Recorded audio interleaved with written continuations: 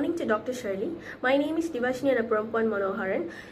My metric number is 113012. Today I'm here to present you with our issue identification, which is tackling youth debt vulnerability in Malaysia. First of all, debt has become part of human life, but the group that is most susceptible to it is youth. This is because they do not have the sufficient income to take care of their own debt, and more than that, they do not have the financial literacy to manage their personal finance well. According to AKPK, in the year 2025 alone, over 53,000 of youth under the age of 30 have accumulated debt up to around 1.9 billion. Apart from that, the emergence of BNPL scheme, buy now pay later, poses a new level of threat to the youth debt vulnerability in Malaysia. This is because it is specifically targeted towards youth and also low income group. More than that, its ease of access makes it easy for youth to fall into the trap of using BNPL, as it doesn't require you to have a specific salary range to use it, and it is also advertised as a risk-free method of paying for your things and buying your groceries.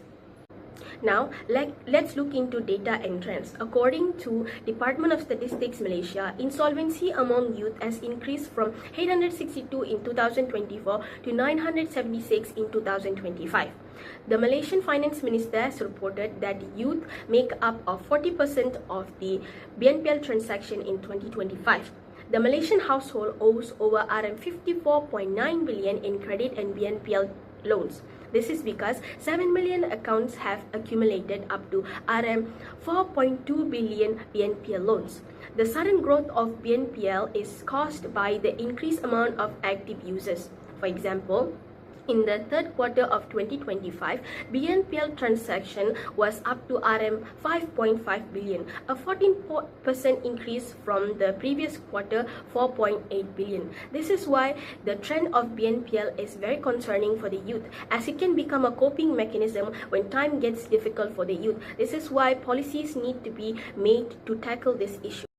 I'll continue the presentation with theoretical analysis. These theories explain why young people are increasingly attracted to digital lending and how it affects their financial decision. First, the intertemporal choice and life cycle hypothesis suggests that individuals adjust their spending and saving pattern throughout their life. People tend to save when their income is high and borrow when income is low.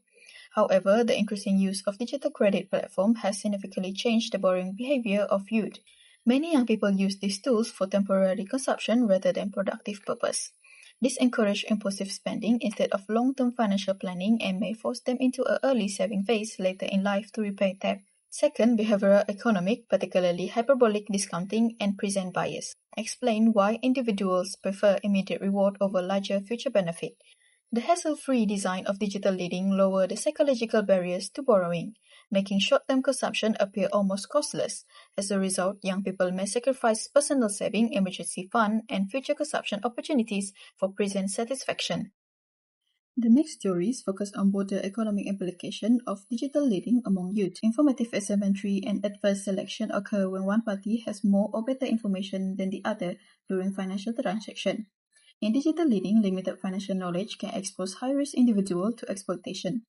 This issue is especially serious among youth, as easy access to credit can create the illusion that products are affordable. Therefore, repeated borrowing, late payment charge, and accumulated obligation may quickly increase financial strain. Lastly, the multiplier effect in future consumption constraint explain how increased spending can generate a larger impact on national income because one person expenditure becomes another person income. When youth use digital credit to purchase goods, their immediate marginal propensity to consume increase. In short term, this creates a positive multiplier effect, shifting aggregate demand outward and increase output and price levels.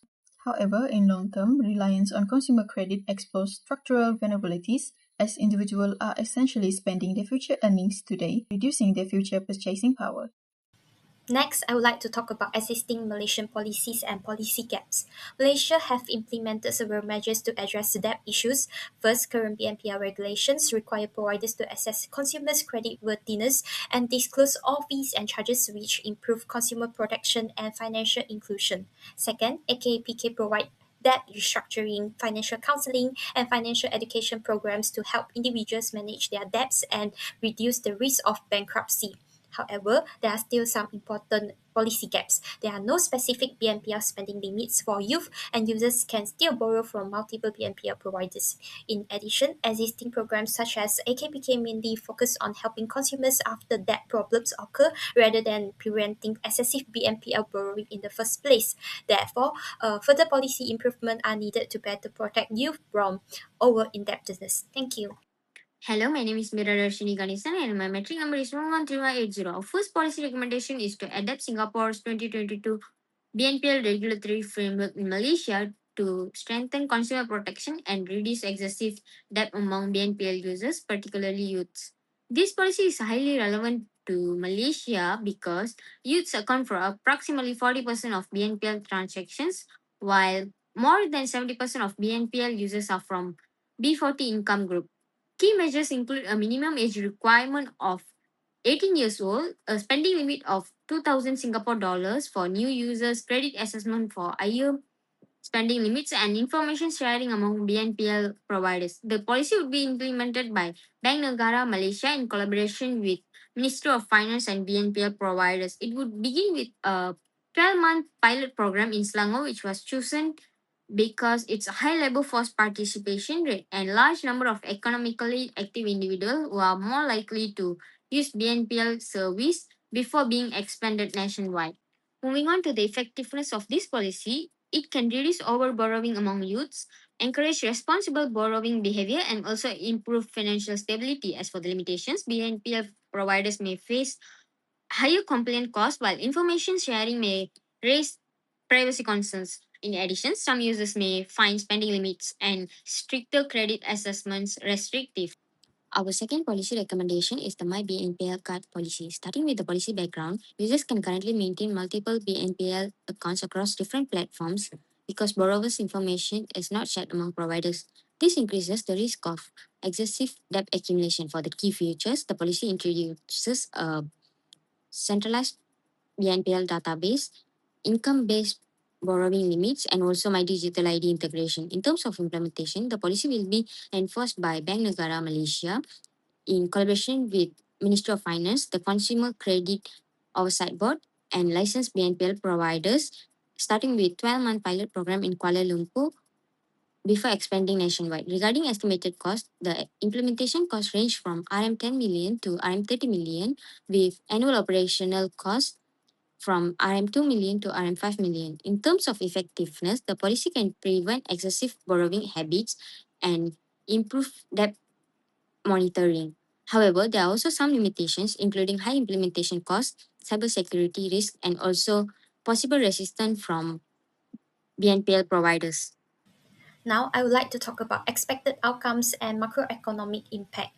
The BNPL Code of Conduct and My BNPL Guard both aim to reduce youth debt, but their impacts differ. In the short term, the BNPL Code of Conduct improve consumer protection and encourage responsible borrowing, while My BNPL Guard directly reduce excessive BNPL borrowing and financial stress. In the long term, the Code of Conduct improve financial discipline and support sustainable industry growth. Meanwhile, My BNPL Guard help youth build stronger financial literacy and reduce the risk of long-term debt.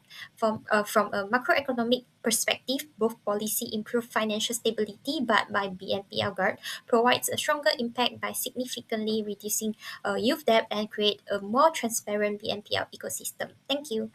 In conclusion, youth debt has becoming a growing concern in Malaysia due to the increasing use of BNPL services and limited financial awareness. While current regulations and AKPK programs provide some protection, important gaps still exist. Therefore, this study recommends strengthening BNPL regulations through the BNPL Code of Conduct and the proposed My BNPL Guard system. These measures can help to reduce excessive borrowing, improve financial discipline, and promote long-term financial stability among Malaysian youth. Thank you.